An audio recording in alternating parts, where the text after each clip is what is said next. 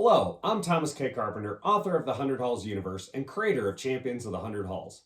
In today's video, I'm going to go over one of the player decks, Ivan Charmer. I'll start with a little bit about Ivan in the books, but I'll try to keep the spoilers light in case you want to read his story later.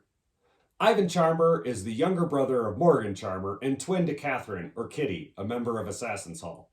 Ivan is a brilliant but flawed alchemist who channels his dysfunctional family environment into a penchant for parties and playtime. After the eldest sibling, Solstice, dies to mysterious causes, he goes deeper into his addictions, but despite those challenges, manages to maintain a kernel of his humanity and amid the familiar strife. His most obvious attribute is a witty tongue that is regularly featured in the flavor text of the cards. For Champions of the 100 Halls, I will assume you have a rudimentary understanding of how the game is played. If not, there are how to play videos on this campaign or on my YouTube channel. I'll start with Ivan's player card. Like all other player cards, he has a Hall, a number of hit points, a 5 elements activation, in this case only 1 water damage, and an activation ability.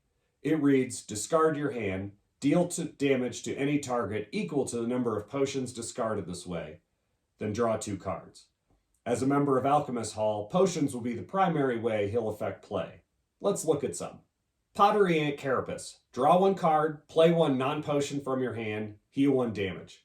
Then trigger the after effect of the potion most recently placed in Ivan's graveyard. After effect reads, only trigger from the graveyard. Potion damaged increased by 1 this turn. This is the primary mechanism you'll have to deal with when playing Ivan. You have to carefully sequence your cards to ensure you trigger the right effects from the last potion he drank. For the Pottery Ant Carapace, if it's in the graveyard, it's a good thing. Let's look at another. Purple People Pleaser, which says target non-boss enemy cannot deal damage next turn.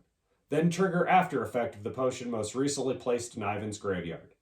After effect, only trigger from the graveyard. Damage dealt to Ivan increased by 1 until the beginning of his next turn. As you can see, this one is a negative. Play your cards carefully with Ivan. And last, Firehound Teeth Elixir, which does X damage to 4 targets, where X is the number of differently named potions in the graveyard. Then trigger the after effect of the potion most recently placed in Ivan's graveyard twice. After effect, only trigger from the graveyard. Deal 1 damage to Ivan, discard 1 card. Ivan can have very explosive turns, but you have to be constantly thinking ahead. I hope that gives you an idea of what Ivan, the character in the books, and as a player in the game is like. He is the most flawed of any of the characters, and the most unlikely to ever be called a hero, but he manages to find a way back to his childlike heart. Thank you again, and I'll see you in the 100 Halls.